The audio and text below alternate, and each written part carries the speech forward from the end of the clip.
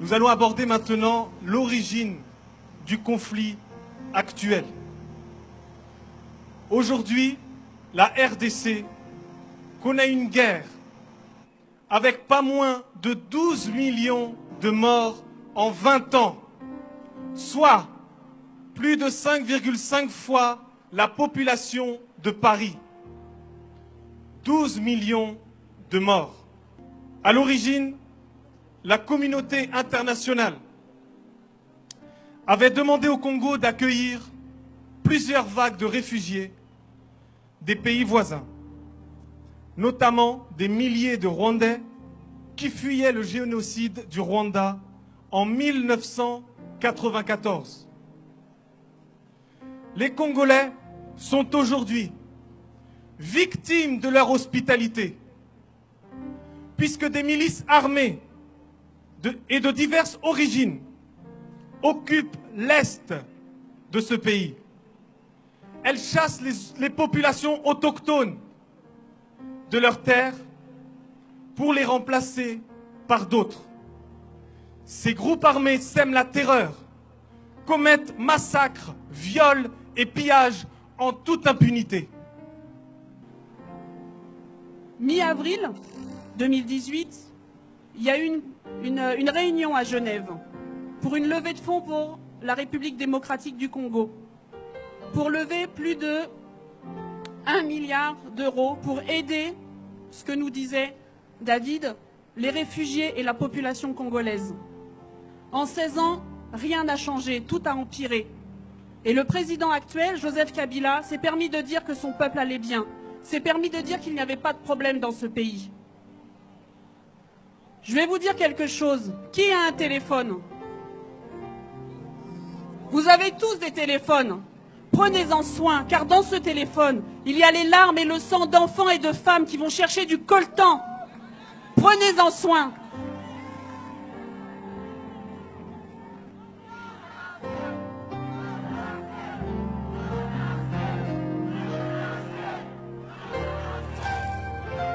Oui, c'est vrai, il y en a assez.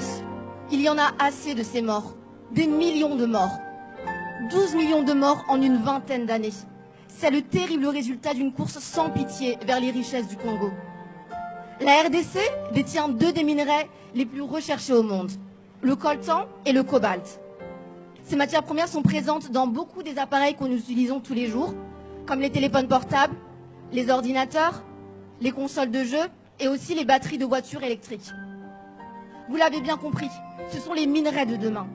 Le Congo en détient 2/3 des réserves mondiales.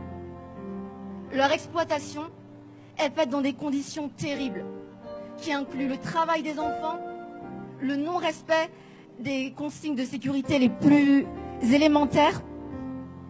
Et pour obtenir ces minerais, les milices armées tuent, pillent, violent, massacrent la population. N'oublions jamais le prix payé par les enfants congolais pour que nos enfants puissent jouer à leur console de jeu préférée. N'oublions jamais le prix payé par des millions de familles pour que nous jouissions des téléphones portables dernier cri. N'oublions jamais le prix payé par des milliers de femmes violées pour que nous puissions avoir des ordinateurs portables de plus en plus performants. Des entreprises comme Samsung, Apple, Microsoft et bien d'autres encore utilisent ces minerais et participent à ces crimes. Nous aussi, consommateurs, nous participons d'une certaine manière. Nous ne pouvons pas rester indifférents. Pour les 12 millions de morts en 20 ans, nous disons non. Pour les 4 millions de déplacés, nous disons non. Pour les millions de femmes violées, nous disons non. Pour les jeunes filles, les fillettes à qui on a volé l'innocence, nous disons non. Pour les milliers d'enfants privés de soins médicaux et d'éducation, nous disons non. Pour toutes les atrocités commises au Congo, nous disons non.